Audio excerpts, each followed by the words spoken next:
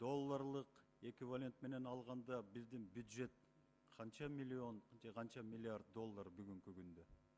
Өткөн жылдыкы. 2 миллиард долларын тегереби. Жо, точно айтсаңыз. 135 миллиард сом болду. 70-ке бөлсөңүз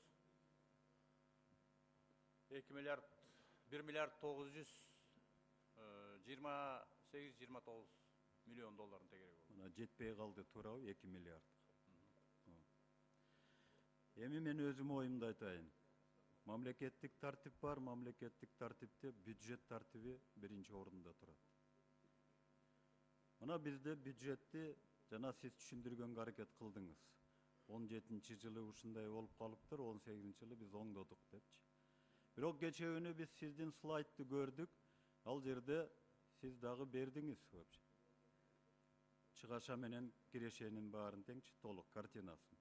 Ошол жерде айттыңыз 144 миллиард сом чыгаша болду деп, туурабы? 142 миллиард.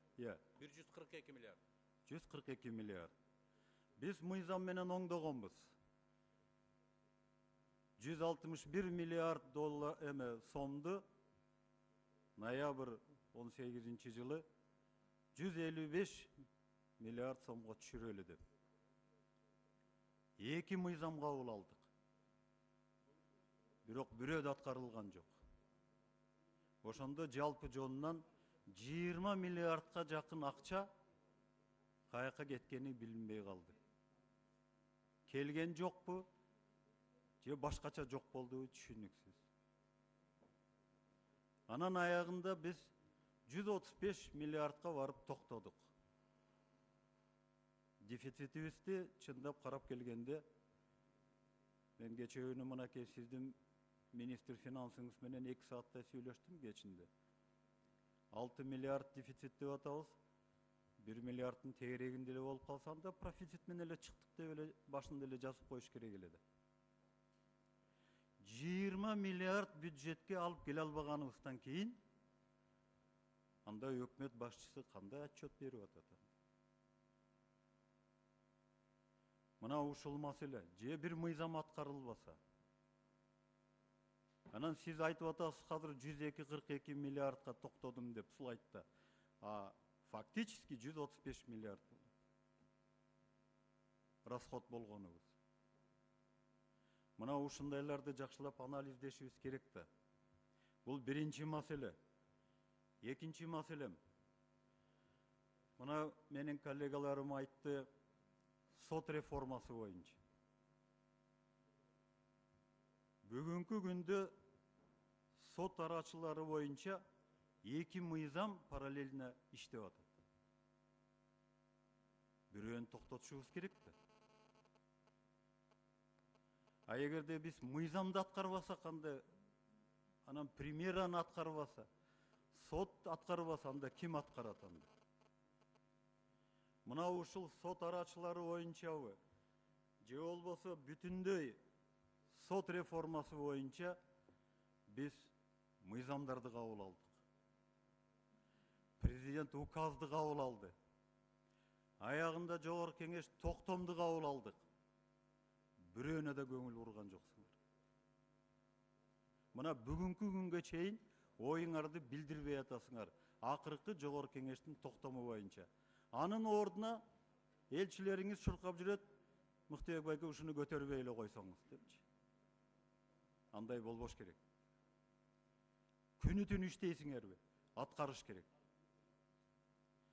Кийинки маселем. Мынакей улуттук долбоорлор боюнча көп айтылды. Улуттук долбоорлордун аткарылышы эффективдүү болбой атат. Биз канча программа кабыл алдык? Стратегия кабыл алдык. 5 жылдык. Жакшы ишке ашкан жок. Эми жок дегенде мен ойлойм, президент анан сиз бүт Кыргызстандын элине айттыңыздар. Биз стадион салалы депчи. Жок дегенде стадионду бүтүргүлө. Стадион бүтпөй калса, сизге чоң оор жүк болуп калат.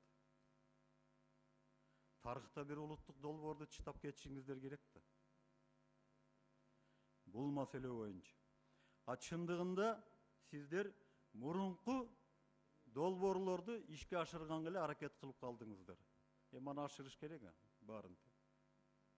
Алар башталып калган.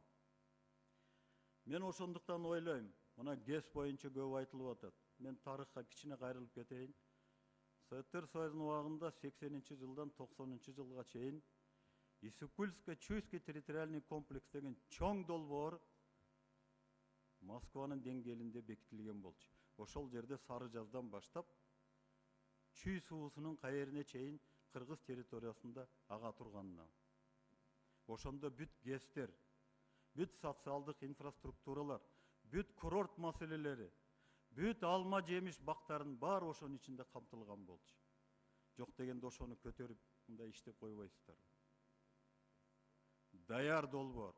Улам эле бирде эле айтасыздар, Сары жазга 4 ГЭС курабыз, 5 ГЭС курабыз, 2 ГЭС курабыз. Анын баары чечилген болчу.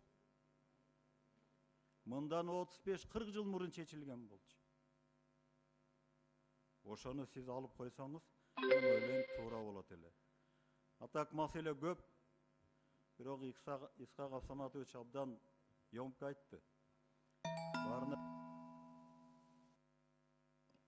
Рахмат.